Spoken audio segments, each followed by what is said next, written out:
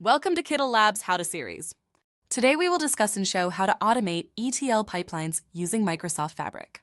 As demonstrated in the earlier video, we loaded data into the Lakehouse. Please refer to the video in the description. Now let's move forward with automating the ETL pipelines. First, click on Get Data and select New Data Pipeline. Enter a name for the pipeline and click Create to generate it. Search for your data source in the search bar and select it. Paste the CSV file URL and click Next. Continue by clicking Next 2 more times. Now go to Files and click the Browse icon. Select the subfolder we created earlier. Once the data is loaded, click OK to complete the process. Type a name for the CSV file, click Next twice, and finally click Save plus Run. Open Copy Data Assistant, drag up the bottom line, and refresh to confirm that the status shows succeeded. Next, go to Videos, click on the Lakehouse name, and select Open Notebook. Click New Notebook to process the CSV file.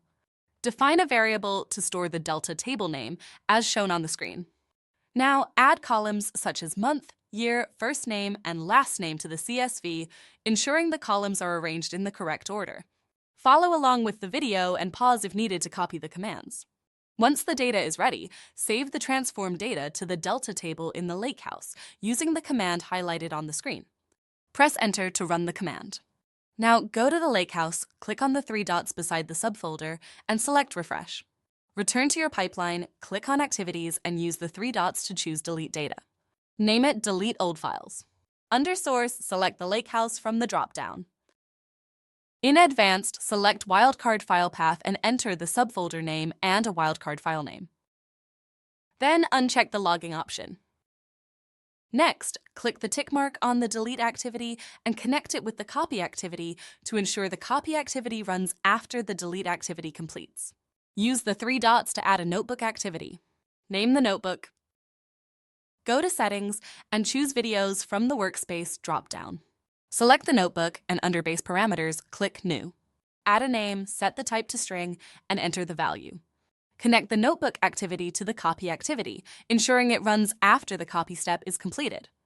Go to Home and save your work and click Run. Refresh to check the status.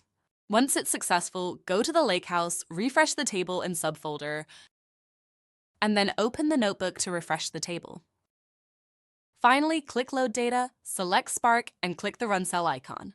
Once the process completes, click Inspect to verify that the data is correctly loaded into the Delta table in the Lakehouse. This demonstrates how you can automate your ETL pipeline. Stay tuned for more tutorials on Fabric. Thanks for watching.